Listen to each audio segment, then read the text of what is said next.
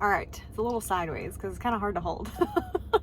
We are officially starting the beach vlog, and Taz is excited. We are stopped at a Target on the way there because we've got to get little man some diapers. He has been having, so he injured his back a couple weeks ago, and he's old, he's about 14 and a half, so he does have accidents. They've just gotten a little more frequent when he gets too excited or something's going on. So he's gonna be around another dog this weekend, which is not his favorite thing, or this whole week. So we have to stop. Oh. We have to stop and get him some diapers. He's very excited because there's people walking around, so he's watching all the people, and he's just so excited. So yeah, my husband's inside Target on the way to the beach. We're going to the Outer Banks, and he's getting diapers, and we're also, I think he's getting some snacks and some water and stuff like that before we get to the Outer Banks, because it is literally out there. There's not much nearby. So we saw the Target and we're like, oh, let's stop, get the stuff now, because I think we're about 2 hours away from the Outer Banks now. So yeah, so we're doing that right now. We're listening to some podcasts, and I'm like thinking about stuff that I want to read. I think the beach vlog is just gonna be vibes. It's just going to be vibes. I actually thought this video was going to start with Not in Love by Ali Hazelwood, but unfortunately I did not like it. I kind of was expecting not to like it because of the whole, like, it's more erotic fiction. But what I actually didn't like is I feel like she didn't put enough into her characters. Normally, I really enjoy Ali Hazelwood's characters and the plot and the storyline, and they're normally fun, and you're just having a good time reading them, and I was not enjoying it. The main character, where are you going? The main character had the personality of a limp noodle. Like, her personality was non-existent, and she was very frustrating, and I feel like her main characters are always a little bit pretentious, but this one was especially pretentious, so I was not a fan of that. And what are you looking at? He's having such a good time. He's having such a good time.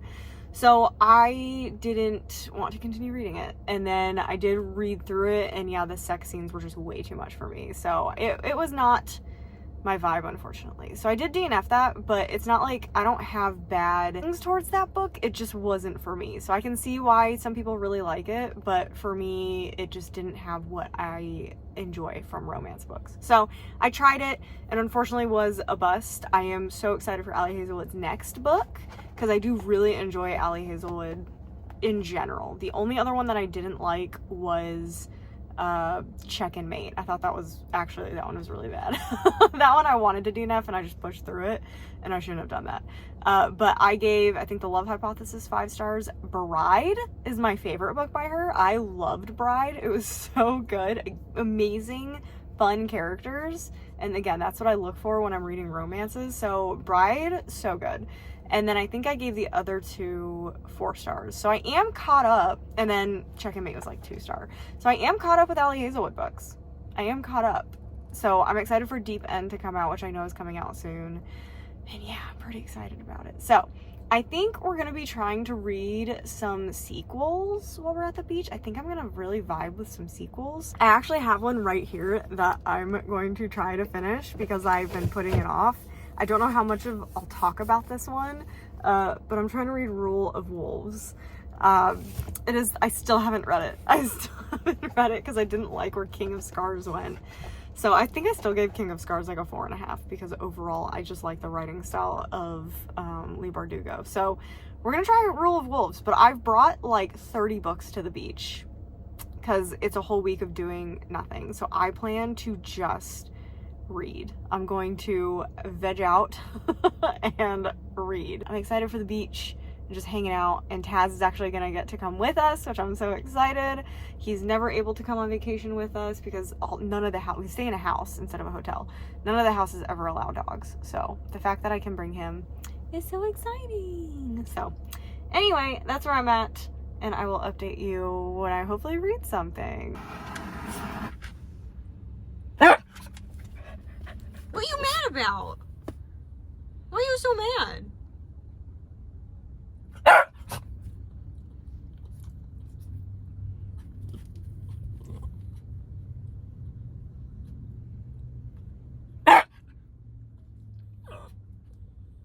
You don't know those people. They're strangers. We don't talk to strangers.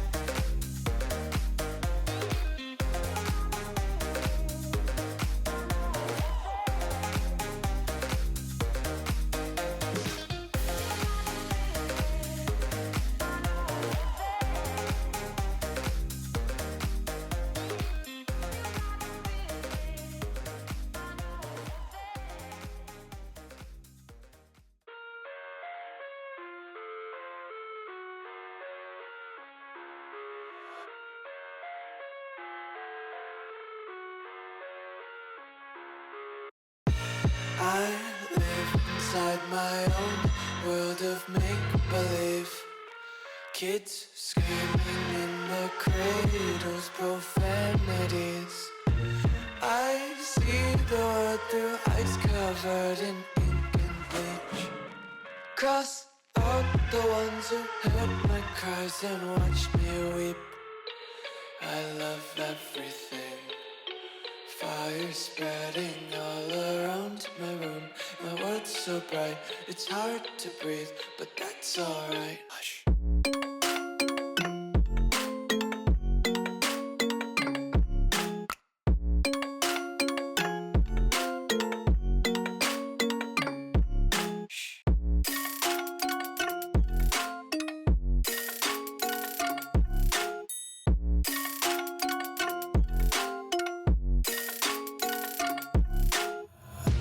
Take my eyes open to force reality. Why can't you just let me eat my weight in glee? I live inside my own world of make-believe. Kids screaming in their cradles, profanities. Some days I feel skinnier than all the other days. Sometimes I can't tell if my body belongs to me. I love everything. Fire spreading all around my room. My It's hard to breathe, but that's alright.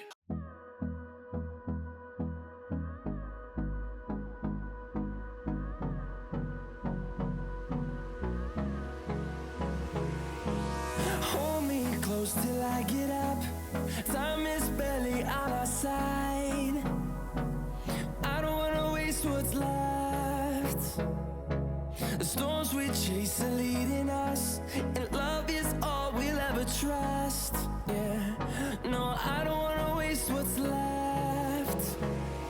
And on we'll go, through the wastelands, through the highways, till my shadow turns to sun rays.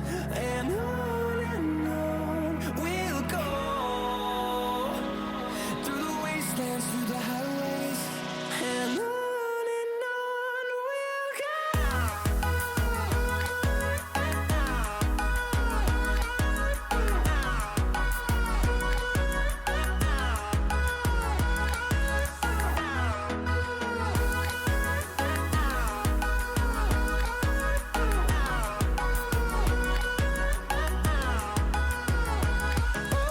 On we'll go, finding life along the way, melodies we haven't played. No, I don't want no rest, echoing around these walls, fighting to create a song. I don't wanna miss a beat. Okay, I'm very excited to report because I did not think that I was going to finish anything at the beach. I read Rule of Wolves. I actually finally finished this. I also don't know why I gave King of Scars 5 stars because it's not a 5-star book. I think it was the vibes at the time because I was looking it up and I read Crooked Kingdom in 2021 and then immediately I read King of Scars. So I think the vibes and like being back immediately was super exciting, and then I took a break and didn't read this one until now, which is 3 years later. And it's definitely like, I feel like King of Scars and Rule of Wolves just like didn't need to exist. Like a lot of it felt super pointless, and it's really hard to talk about this book without spoiling so many things. But I do feel like Sarah J Maas, before writing Crescent City 3, read this and was like, this is so smart. Let me also bring back all my characters from all the other stories. At least these are like definitely in the same world. But we brought literally everyone back. We brought people back from the original Grishaverse, the Shadow and Bone series. We brought back villains from the original series, if you know what I mean, which I thought was insane and a very strange decision. And we brought back, there was like a random heist in this, which I thought was weird. So we brought back all of those characters. I do think the twist at the end was phenomenal. I was like, my mouth was literally dropped open. That doesn't happen very often, but I should have seen it coming because it was hinted at so much. And then when it happened, I was like devastated. And then I realized what was going on and I was like, we've been setting this up for 2 books. 2 books. That was really good.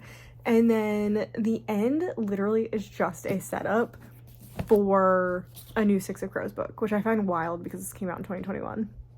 So I find it crazy that we have had a Six of Crows 3 set up in this book for 3 years now. Literally the last line is, get a message to the Crow Club, she said, tell Kaz Brecker the blah blah blah of Ravka has a job for him. So I couldn't say the blah blah blah part because it is a spoiler. Yeah, so we have literally set up Six of Crows 3, and I'm really curious if she originally just had it as an end of like that. There is no end to this though. Like it's such, again, it's technically you could end the book here, but there's still such an open thing going on. Like there is a quest that was introduced. There is a, not a plot hole, but there is a plot continuation that has been added in. So it would be really sucky not to have another book after this. And I don't know how that would work because it seems like it's going to be very involved between the characters of the King of Scars duology and the Six of Crows duology. So is it going to be like Six of Crows 3 or King of Scars 3? Or is it just like, that's what I'm curious about how she's going to do it. Or I'm curious if she's writing them like simultaneous. So some stuff is happening in the Six of Crows 3 book, and then there will be like a King of Scars 3 where we're doing other stuff other places. I don't know how we're gonna do it. I don't know how we're gonna do it, but I do hope that we have some of the missing filler, because Inej has been off doing her own thing, and I kind of like, I want a book following her and what she's been doing because her story seems really interesting. But yeah, that all being said, I'm giving it a 4. I thought it was gonna be a 3 at maximum, but there's something about the nostalgia. I just can't help it. Like, I feel like it's why Crescent City 3 got a 3.5, because I was widely entertained. Even though the story was just not very good, I still had this nostalgia feeling, and the way that it's written, because I like how Sarah J Maas writes, even though she does too much. She needs to be edited down. Same with this. This is a 588 page book. It did not need to be this long. I don't know why we brought back so many characters. It was so unnecessary, but I was still wildly entertained the whole time I was reading it. So it's getting a 4-star.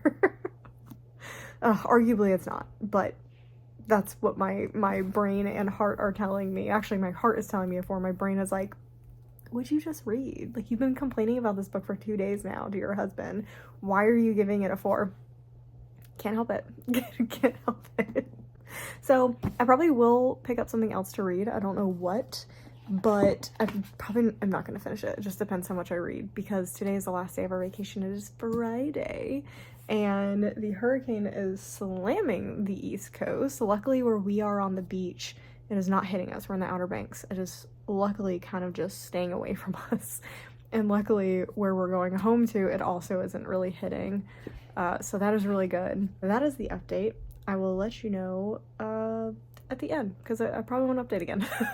All right, we are back at home. I don't know why I said I was going to do like a little wrap up for the beach vlog, because there's really not necessary. Like, I didn't end up reading anything else. Like, I'm in the middle of, well, I guess I did read another thing, but it really wasn't at the beach. I started it at the beach and I DNF'd it. It's the new short story that's coming out this month, Coup de Grace, and it was really bad. I'm not going to talk about it that much here. I'm going to talk about it in my wrap up, but I did DNF it. If I had finished it, it probably would have been a 1. Yeah, I really didn't like that. So I'll probably just talk about that in the wrap up. I'm not going to worry about talking about that too much here, because beach was a good vibe. So I just want to keep the good vibes going. So really, it was just a fun beach trip. We went to the Outer Banks, and we went to the Wright Brothers Memorial thing there, where they did the first in flight. And then we did the aquarium. We did a little bit of book shopping in this like downtown Manteo area, Mandeo. I don't know. They say it different in North Carolina than what my brain thinks it's supposed to be said, but it's like Manteo. Super cute downtown area. And I think the bookstore was called Downtown Books, and I got the book Hex and Hexability, which seems really cute. And then I also went from Target, I got It's Elementary. So I'm in a romance mood, which is why I'm buying romance books, which has been a very long time since I've been in a romance mood. And I'm currently reading The Wedding Witch, which is the 3rd book in the, oh no, what is it called? What is the first one called? I don't know, but I've given both the first and second book 5 stars, and I'm not really loving this one so far, which is a huge surprise. This was a 5-star prediction for me. So I'm a little shocked right now that I'm not enjoying it that much, but I know why. That's why I'm like, okay, I get why I'm not enjoying it. It's because I don't really like the romance. So I'm not a fan of either of the people in the romance. And it was very quick to get to the point of thinking they love each other. And that's why I'm like, ugh, it was just a little bit too much. And I'm probably I think I'm like 60% through. And the main male love interest is just not my vibe. That's just what it is. Sometimes when you read a romance book, the book can be okay, but because you don't feel the chemistry, or you're just like not feeling it, it ends up just not super working. And I think that's what's happening right now, because the main male character is like grumpy mountain man kind of thing, and that's just I really have rarely enjoyed a book where that is the main character.